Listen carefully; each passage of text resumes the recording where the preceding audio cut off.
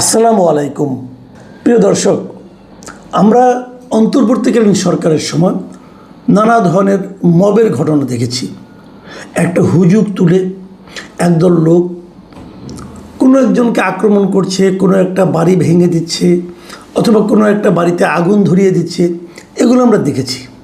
এবং তার চূড়ান্ত একটা প্রদর্শন আমরা দেখেছিলাম রাজবাড়িতে। এক পীরকে তিনি মারা যাওয়ার পর তার লাশ কবর থেকে তুলে সেটাকে আগুন দিয়ে জ্বালিয়ে দেওয়ার ঘটনা আমরা দেখেছিলাম। সেই ঘটনাগুলি কি কোনো শাস্তি হয়েছিল, কোনো সাজা হয়েছিল, কোনো বিচার হয়েছিল? এই প্রশ্নটা করছি এই কারণে যে আপনারা মনে রাখবেন, বিচারটা কেন হয়? যে কোনো একটা বিচার যখন ঘটে, সরকার যখন কোনো একটা বিচার করে, রাষ্ট্র যখন কারো কোনো অপরাধীর বিচার করে, বিচারটা এই কারণে করে যে যিনি অপরাধটা করেছেন তার যেমন একটা শাস্তি হওয়া দরকার, পাশাপাশি যাতে নাকি পরবর্তী কোনো সময়ে ওই ধরনের অপরাধ কেউ করতে আগ্রহী না হয়, তার জন্য একটা উদাহরণ তৈরি করে। এবং এই উদাহরণটা দেখার পর অন্যরা ভাবে যে এই কাজটা করাটা আমাদের জন্য নিরাপদ হবে না, এবং এটা করলে আমার এই ধরনের শাস্তি হতে পারে। সে ধরনের কোনো শাস্তির ব্যবস্থা কি বিগত অন্তর্বর্তীকালীন সরকার অথবা পরবর্তীকালে বর্তমান যে বিএনপি সরকার তারা করেছেন?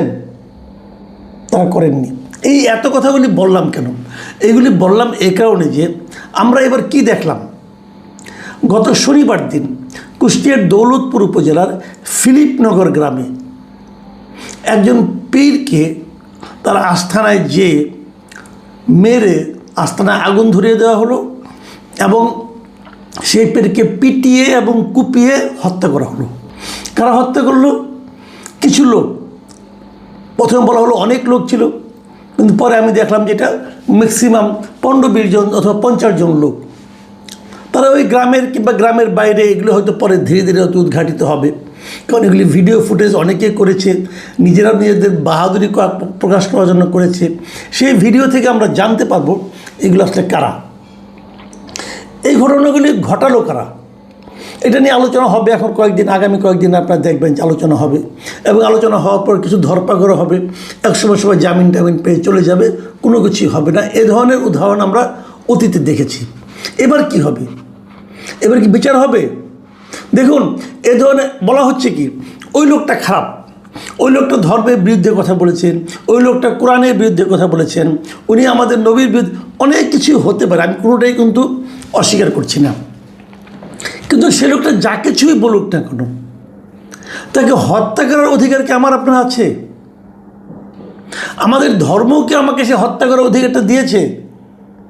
আপনি যে ধর্মেরই অনুসারী হন না কেন, সেই ধর্ম কি বলে যে তুমি আরেকজন লোককে তোমার ধর্মের বিরুদ্ধে বলার কারণে অথবা তোমার বিশ্বাসের বিরুদ্ধে বলার কারণে তাকে তুমি নিজে হাতে হত্যা করতে পারো?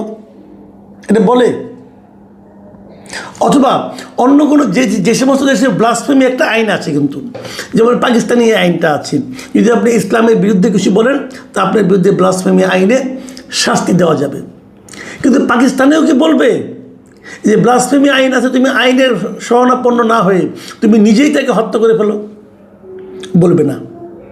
পৃথিবীর কোনো দেশ এইটাকে আপনি অনুমোদন দেবে না যে আপনি তাকে হত্যা করেন। আমি দেখলাম, ইদানিং দেখছি যে সোশ্যাল মিডিয়ায় নানা ধরনের প্রচারণা চলছে। কেউ বলছে সে কত বড় বুজুর্গ লোক ছিলেন, তিনি ধর্মটাকে কি সুন্দর করে বিশ্লেষণ করতেন, এগুলি বলছেন যা নাকি ওই ঘরানার লোক। আবার কেউ বলছেন সে কীভাবে নাস্তিক ছিলেন, অথবা সে কীভাবে একই সঙ্গে খ্রিস্টান ছিলেন, একই সঙ্গে হিন্দু ছিলেন, ইহুদি ছিলেন, অনেক কিছু নাকি ছিলেন তিনি, এগুলি বলছে। আবার কেউ কেউ বলছে তিনি নাকি শয়তানের পূজারী ছিলেন। দেখেন ভাই, এর কোনটা উনি ছিলেন এটা কিন্তু বিচার করার দায়িত্ব আমার আপনার না। এবং যদি উনি এই সবগুলি হয়ে থাকেন, তারপরেও কি তাকে আপনি হত্যা করতে পারেন? এই হত্যা করার অধিকার কি আপনাকে কেউ দিয়েছে? রাষ্ট্র দেয়নি, সরকার দেয়নি, আপনার ধর্ম দেয়নি, আপনার সমাজ দেয়নি। তাহলে আপনি কি? আপনি কে? আপনি হয় রাষ্ট্রের নাগরিক, অথবা আপনি সমাজের একজন নাগরিক, অথবা আপনি একজন ধর্মের অনুসারী। কেউ তো আপনাকে এই অধিকার দেয়নি। তাহলে কিসের বলে আপনি তাকে দিনে দুপুরে কুপিয়ে মেরে ফেললেন? অনেকে বলেছে সেখানে কালকে একটা নিউজ দেখলাম যে তারা নাকি সকালে তারা মিলে মিটিং করেছিল, কয়েকজন মিলে মিটিং করে সিদ্ধান্ত নিয়েছে ওখানে আক্রমণ করবে, এবং দুপুর 2:30টার সময় তারা ওখানে আক্রমণ করছে। তো এই মিটিংটা কারা ছিল, কারা সিদ্ধান্ত নিল, এটা তো খুঁজে বের করে কোনো সমস্যা নয়। আগের বার দেখেছিলাম কিন্তু ওই যে রাজবাড়ির ওই পীরের যে লাশ তুলে আগুন দিয়ে পুড়িয়ে দিল, সেখানে কিন্তু আগে একটা মিটিং করেছিল। সেই মিটিংয়ে দেখেছিলাম জামাতের একজন, ওখানকার জামাতের যে স্থানীয় লিডার উনিও ছিলেন। দেখুন এখানে জামাতের কথাটা কিন্তু আমি ইন্টেনশনই বললাম। কেন বললাম জানেন? বললাম হলো এই কারণে যে এই যে পীরতন্ত্র একটা আছে, বাংলাদেশে আছে, অনেকে সুফি পীর, সুফিবাদ, এগুলো অনেক ধর্মের অনেকগুলো ধারা পৃথিবীতে আছে। এখন কোনটা সঠিক কোনটা বেঠিক এটা বিচারের দায়িত্ব আপনারও না আমারও না। যারা পীরতন্ত্রে বিশ্বাস করেন এটা তাদের বিশ্বাস, যারা বিশ্বাস করেন না এটাও তাদের বিশ্বাস। আমার কোনো বিশ্বাস নিয়ে কোনো কথা নেই, এটা যার যার বিশ্বাস। কিন্তু আমাদের দেশে পীরতন্ত্রের বিরোধী কারা? আমাদের দেশে পীরতন্ত্রের বিরোধী জামাত কিন্তু পীরতন্ত্রে বিশ্বাস করে না। এবং এই যে সুফিবাদ, তারপরে যে আপনার বাউল সঙ্গীত, এই সমস্ত ধারায় কিন্তু জামাত ইসলাম বিশ্বাস করে না। এবং অন্তর্বর্তীকালীন সরকারের আমলে যখন নাকি এই ধরনের মাজার ভাঙা শুরু হয়ে গেল, বিভিন্ন এই ধরনের ঘটনার সঙ্গে কিন্তু অনেকে জামাতের সংশ্লিষ্টতা দেখেছিলেন, এবং জামাতের এক ধরনের প্রশ্রয় কিন্তু এই সমস্ত ভাঙাভাঙির মধ্যে ছিল। এখন এটাও সেরকম তা কিন্তু আমি বলছি না, কিন্তু আমি কেবল এটা বলছি যে এদের বিরুদ্ধে যে সংঘবদ্ধ শক্তিটা প্রকাশিত, যে তারা পীরতন্ত্রে বিশ্বাস করে না, তাদেরকেও দিকে একটু তাকানো দরকার আছে। কারণ আক্রান্ত তো কেবল এরাই হচ্ছে। ওই সুফিবাদী যারা আছেন, যারা বাউল সঙ্গীত করেন, যারা পীরতন্ত্রে বিশ্বাস করেন, তারা কিন্তু কাউকে আক্রমণ করছে না, তারা আক্রান্ত হচ্ছে। কেন আক্রান্ত হবে? ওই ভদ্রলোকটা এই যে মানে মিটিং হলো, তারপরে আমরা দেখেছি যে মোটামুটি কয়েকটা আইডি থেকে, সোশ্যাল মিডিয়া থেকে ওই ভদ্রলোকের একটা ভিডিও ছাড়া হয়েছে, কয়েক সেকেন্ডের ভিডিও। এবং সেই ভিডিওতে কিছু কথা বলা হয়েছে যে কথাগুলো নাকি ইসলাম বিরোধী কথা। এবং সেই ভিডিওটা অনেক আগের, এই ভিডিওটা আমিও দেখেছি 2-3 বছর আগের, 2-3 বছর আমার মনে হয় 4-5 বছর আগের ভিডিও হবে। কারণ ওখানে দেখলাম এই ভদ্রলোকের, এই যে পীর সাহেব যিনি আছেন, নাম হলো শামীম রেজা, তার এমনি ওরফে জাহাঙ্গীর বাবা, এরকম অনেকের নামে ডাকতো আর কি। তো এই শামীম রেজার এখন যে ছবিটা আমি দেখি, সর্বশেষ ছবি, এখানে দেখেছি যে চুল দাড়ি গোঁফ সব পাকা এবং অনেক লম্বা। কিন্তু যে ভিডিওটা দেখলাম ওই ভিডিওতে দেখা গেলো সে অনেক ইয়াং, তার মানে অনেক আগের ভিডিও। তাহলে যদি ওটা যদি ধর্মের অবমাননা হয়ে থাকে, একটা কথা ভাবুন আপনারা, তাহলে অনেক আগের ভিডিও, সেই ভিডিওতে আগেই ছড়ানো ছিল, তো এতদিন তো মানুষের কোনো সমস্যা হয় নাই, হঠাৎ করে এখন কেন খুব পরিকল্পিতভাবে 7-8টা অ্যাকাউন্ট থেকে, সোশ্যাল ফেসবুক অ্যাকাউন্ট থেকে একই দিনে ছড়ানো হলো? এর কারণটা কি? এর কারণটা হলো উস্কে দেওয়ার জন্য একটা হুজুগ তৈরি করা হলো। এই হুজুগটা কারা তৈরি করলো? আমাদের আইটি যারা বিশেষজ্ঞ আছে তাদের পক্ষে কিন্তু এটা বের করা খুবই সহজ, যে এই অ্যাকাউন্টগুলো কোথায় করেছে। অ্যাকাউন্টগুলো কিন্তু এখনও আছে।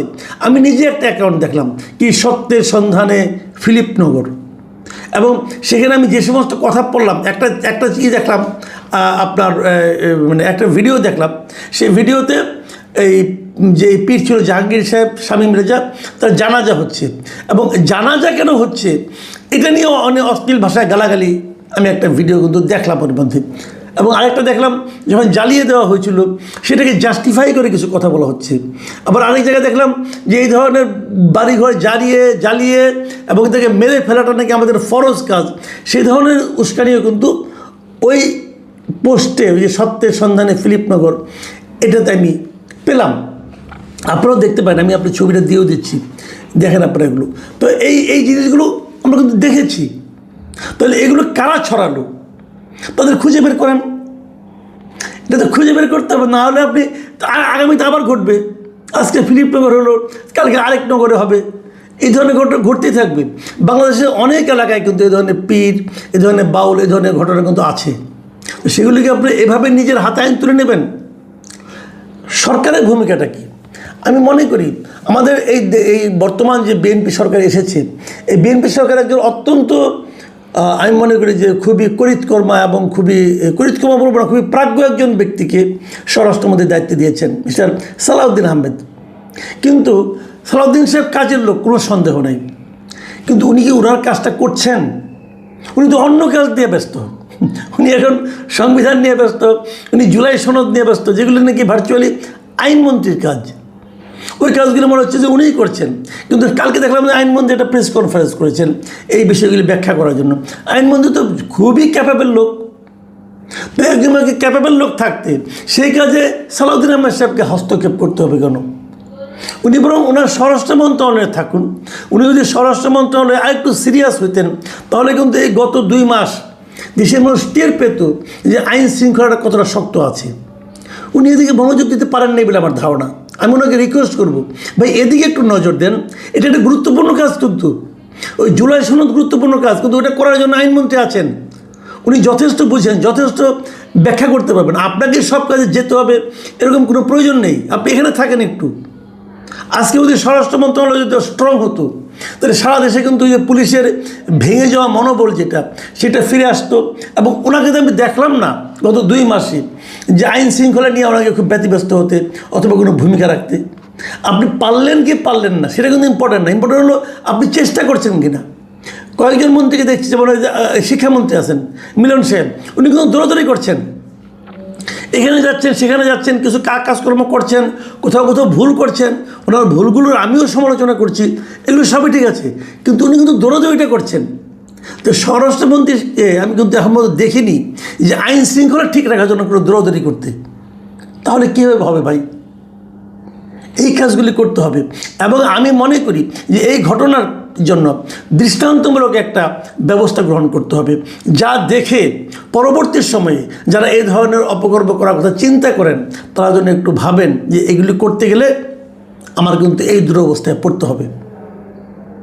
প্রিয় দর্শক, আমি জানি না কী হবে, তবে আমি সবাইকে বলবো যে ওনার যে কর্মকাণ্ডটা সেটা ঠিক ছিল কি বেঠিক ছিল, ওনার ধর্মের জন্য উনি কতটা ক্ষতিকর ছিল কি ছিল না, এই আলোচনাগুলি এখন জরুরি না।